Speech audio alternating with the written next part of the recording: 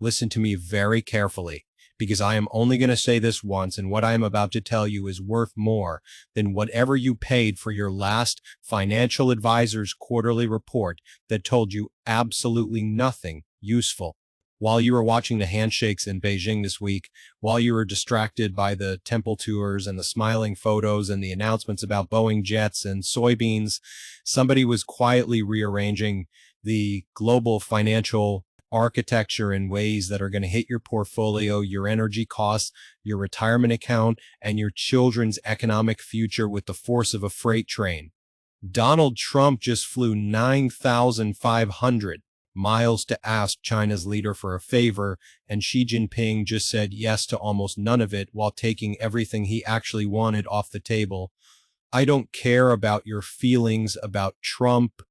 I don't care about your feelings about China. I care about your money, and your money is directly in the crossfire of what just happened in Beijing. So stop scrolling and start listening, because the numbers don't lie. And right now, the numbers are telling a story that should terrify anyone who is not positioned correctly. Before I go any further, I need you to do something right now, not after the video, not when you remember, right now. Hit the subscribe button and turn on every notification this channel offers. I am Joseph Meisels, and what I deliver on this channel is the kind of cold, hard, geopolitical financial analysis that wealth managers charge $5,000 an hour to provide to clients who already have $50 million. You are getting it for free, but free has a price, and the price is that you have to actually show up, subscribe now, drop a comment with the word Beijing so I know you are paying attention, and share this with one person who is sleepwalking through the most consequential geopolitical repositioning since the Cold War ended, because the people who understand what happened this week are going to make money. The people who don't are going to wonder what happened to their savings account in 18 months. Now let me explain the asymmetry, because this is the foundation of everything and almost nobody in financial media is explaining it clearly. You need to understand one single fact about this Beijing trip before you can understand anything else that happened there. The United States gets essentially 0% of its oil through the Strait of Hormuz. Shale changed that equation completely over the past decade, and American energy independence from Middle Eastern oil is a real, documented, measurable fact. China, on the other hand, gets approximately 40% of its total energy through that same narrow strip of water between Iran and Oman. 40% of the energy powering the world's second largest economy flows through a waterway that the United States currently controls through military presence and that Iran is currently attempting to tax and restrict. That is not a minor detail. That is the entire negotiation compressed into one sentence. America is fighting a war in a theater where it has enormous military presence but minimal direct energy dependency. China is sitting at home buying Iranian oil at a discount because sanctions enforcement is imperfect. But its entire industrial economy is hostage to that waterway staying functionally open. That asymmetry should have been the greatest piece of leverage the United States carried into those meeting rooms in Zhongnanhe. When you walk into a negotiation holding the thing the other person desperately needs, you have power. The question is whether you know how to use it, and based on what came out of those rooms, I am going to show you exactly how that leverage got squandered in real time. Here is the financial reality underneath the asymmetry that should make you physically angry. Gas prices in the United States have spiked during this Iran conflict. American consumers are paying more at the pump for a war whose energy stakes do not directly threaten American supply. Why?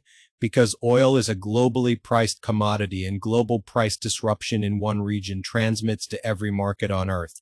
So American families are absorbing real cost increases from a conflict in a theater where American energy dependency is theoretically minimal. Meanwhile, China is buying Iranian oil below market because it is one of the few large economies willing to absorb the political risk of being seen as Iran's primary customer. China is getting cheaper energy America's consumers are paying higher prices for energy they don't even source from the affected region. That is not a negotiating position.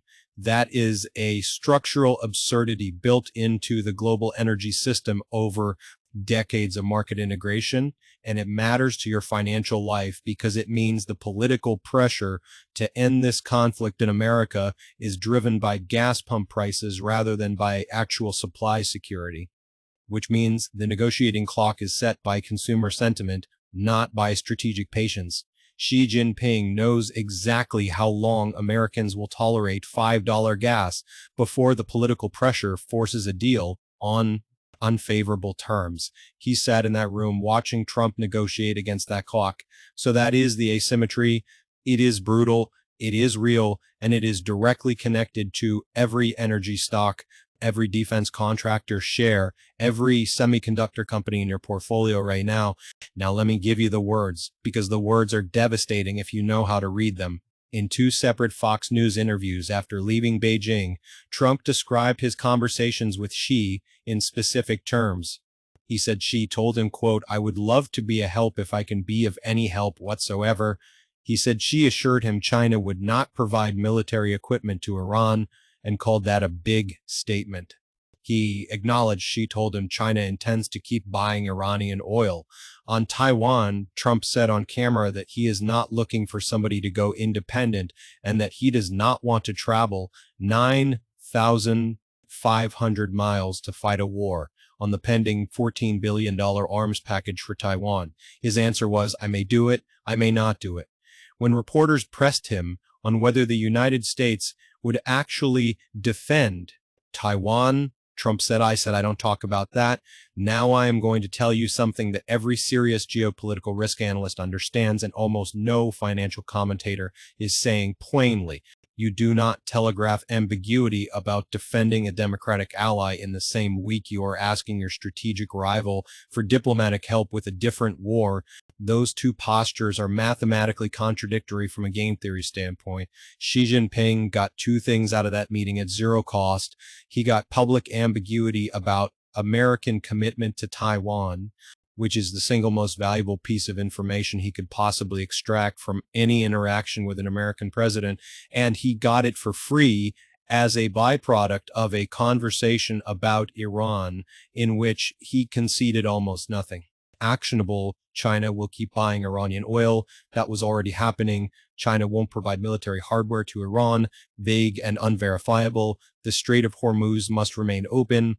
That was already Chinese policy because it serves their interests. And what exactly did the United States get? A promise that Xi would help if he can. That is not a deliverable. That is a diplomatic pleasantry dressed in the language of a transaction. The numbers don't lie, and the numbers of this negotiation are deeply unflattering to the American side. Here is the part that should keep every serious investor awake at night, and almost nobody is reporting it with the directness it deserves. The United States has spent the past 3 months of the Iran war significantly depleting its inventory of missile interceptors, Patriots, THAADs, SM-3s, the defensive munitions that protect American forces, allied infrastructure, and regional partners from Iranian ballistic and cruise missile attacks. These are not widgets you can reorder from an overseas supplier with a 2-week lead time. They take 18 months to build. They require specialized manufacturing capacity, and they require rare earth elements, neodymium, gallium, germanium, and approximately a dozen other materials that go into the guidance systems, the motors, the electronics that China refines at a rate of roughly 80 to 90% of global supply. Stop and sit with that for a moment, because this is the number that should reframe everything you think you know about the current geopolitical situation.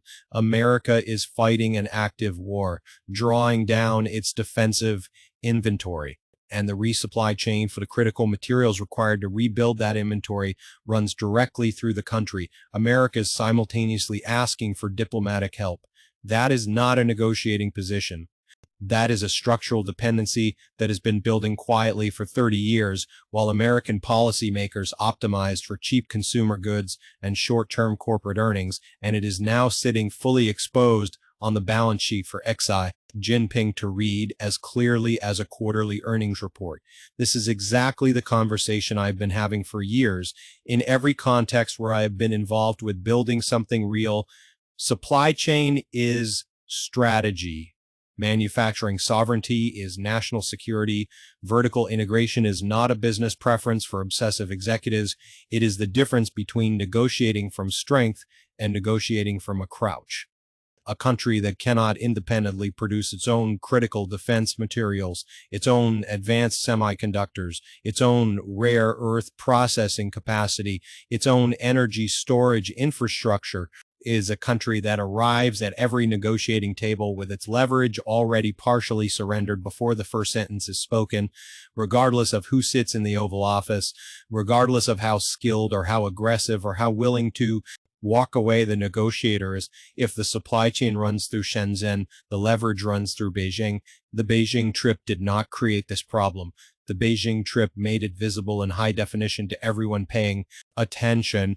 Now let me translate all of this into the 3 trajectories that matter for your money, because I am not here to just describe the problem. I am here to force you to confront what it means for your financial life and what you need to do about it. The optimistic trajectory, and I want to be precise about this because I do think it is genuinely possible, is that this crisis becomes the forcing function the United States has needed for a decade. The supply chain shock during the pandemic should have been that catalyst. The urgency faded too quickly. Political will aligned with engineering reality for about 18 months and then dispersed back into comfortable dysfunction.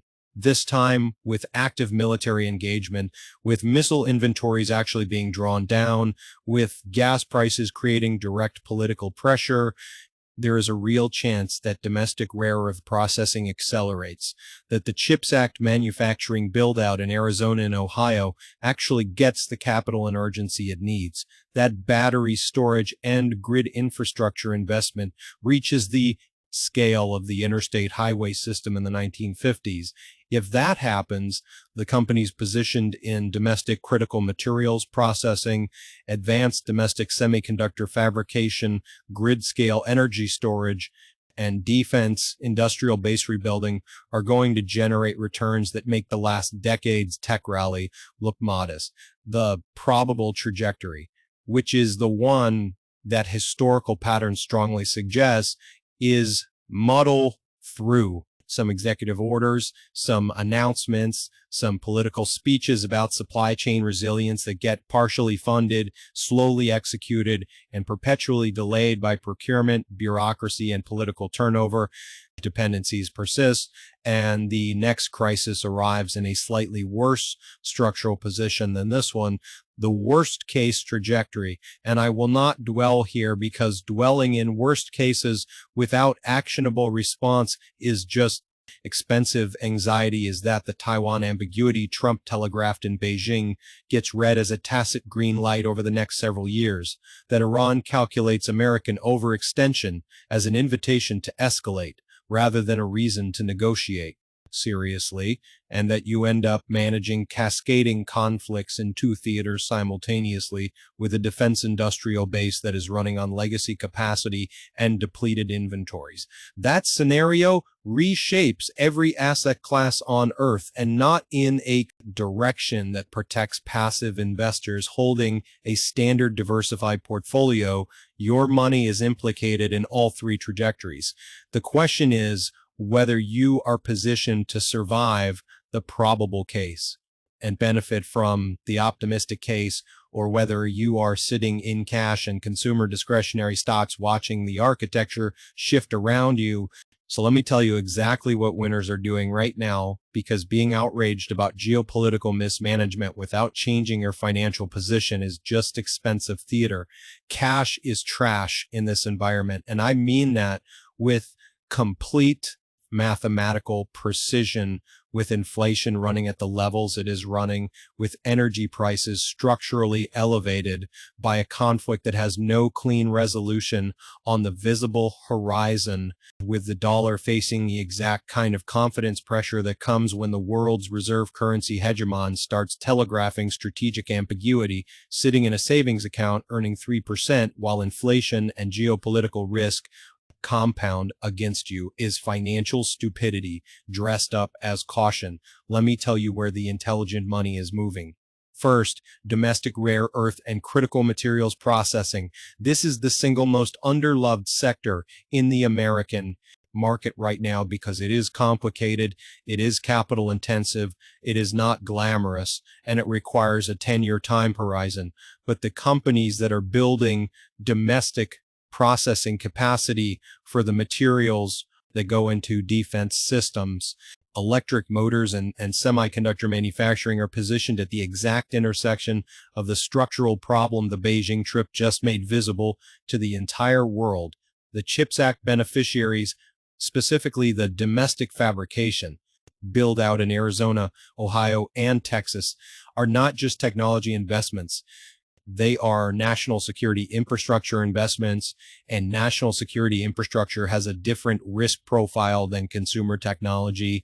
It has government contract backing. It has bipartisan political support because nobody in Congress wants to be the person who voted against American semiconductor independence, and it has a decade of structural tailwind regardless of which party controls the White House. Battery storage and grid infrastructure are the third leg of this thesis, and I want to be specific about why. So every gigawatt hour of domestic battery storage that gets deployed is a small, measurable piece of geopolitical independence. It reduces the transmission of Middle Eastern oil price shocks into American energy costs. It reduces the political pressure that forces American presidents to negotiate on unfavorable timelines. It is national security infrastructure that also happens to generate investment returns. The companies building this at scale are not environmental plays. They are strategic plays. And the investors treating them as environmental plays are leaving money on the table by misunderstanding what they actually own. Defense industrial base rebuilding is the fourth category, and I want you to think about it differently than you probably do. Most retail investors look at defense contractors and see their ethical discomfort or complexity they don't want to analyze. That is their loss. The companies with the manufacturing capacity and the supply chain relationships to rebuild the missile interceptor inventories that have been drawn down over the past 3 months are going to receive government contracts at scale over the next 18 months. That is not a prediction. That is arithmetic. Depleted inventories get rebuilt. The companies with the capacity to rebuild them get the contracts. The investors who understood that before the announcements get the returns. The people who are broke and don't even know it are the ones who read all of this, feel very informed, and then go back to holding consumer discretionary stocks and wondering why their portfolio is flat in a world on fire. Are you going to be a winner or a loser? I am genuinely asking you that question, and I want you to sit with it because it is the only question that matters after everything I have just laid out. The Beijing trip revealed the architecture. It showed you in high definition where the dependencies are, where the leverage ran, and where 30 years of short-term optimization have left the most powerful country on earth negotiating from a crouch in the most strategically sensitive conversation of this decade. That revelation is either information you act on or noise you scroll past. Winners act on information, losers collect it. Stop being a victim of a financial system you refuse to understand. Stop pretending that passive diversification is a strategy when the underlying geopolitical architecture is actively shifting. Stop waiting for your financial advisor to tell you what I just told you for free, because your financial advisor is not going to lose their license for being wrong about rare earths. You are going to lose your retirement. The numbers don't lie. The position is what it is. The question is what you do next. Subscribe, comment, share this with someone who needs to hear it, and then go do something about your portfolio before the next revelation comes with a bill attached.